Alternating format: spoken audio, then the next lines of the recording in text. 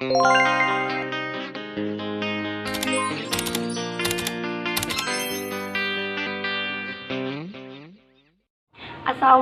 warahmatullahi wabarakatuh.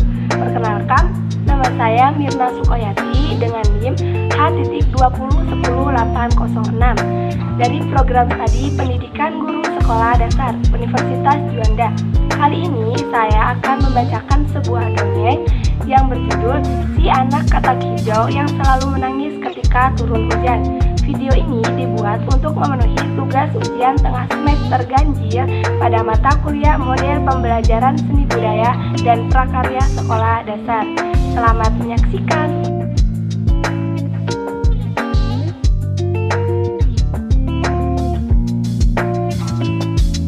Pada zaman dahulu diceritakan sebuah katak yang tinggal di kolam yang sangat luas. Ada seekor katak bersama dengan ibunya. Si anak ini sangat nakal sekali. Ia tidak pernah mengikuti atau menuruti apa yang dikatakan oleh ibunya. Jika ibunya menyuruh ia pergi ke gunung, malah ia pergi ke danau. Jika ibunya menyuruh ia pergi ke timur, maka ia pergi ke utara. Pokoknya apapun yang diperintahkan oleh ibunya, ia selalu melakukan dengan sebaliknya. Si ibu katak ini berpikir, apa yang harus aku perbuat kepada anak ini? Mengapa dia tidak pernah mengikuti apa yang dikatakan oleh orang tuanya? Pada suatu hari, si ibu katak berkata kepada anak katak, "Anakku, jangan kau bermain di luar, sebab di luar sedang turun hujan yang sangat deras. Kau bisa hanyut terbawa arus." Belum juga selesai ibunya berkata, si anak melompat keluar dan berkata, "Hore, banjir, aku bisa bermain sepuasnya." Tak henti-hentinya ibu selalu menasehati anak katak tersebut. Hampir setiap hari ibu menasehati anak katak ini. Akan tetapi kelakuan anaknya malah semakin parah kenakalannya. Melihat kelakuan anaknya yang semakin nakal membuat ibunya selalu menjadi murung dan sedih. Akhirnya ibu katak pun jatuh sakit karena kenakalan dari anaknya. Semakin hari sakit dari ibu katak ini semakin parah, sehingga suatu hari ibu katak merasa bahwa badan dari ibu katak ini sudah semakin lemah, dan ibu pun memanggil anaknya. "Anakku, aku rasa hidup ibumu ini tidak akan lama lagi. Tolong dengar anakku," kata ibu ini kepada anak katak. Ibu ini berkata, "Jika ibumu mati, jangan kau kuburkan aku di atas gunung, tetapi kuburkan aku di pinggir sungai."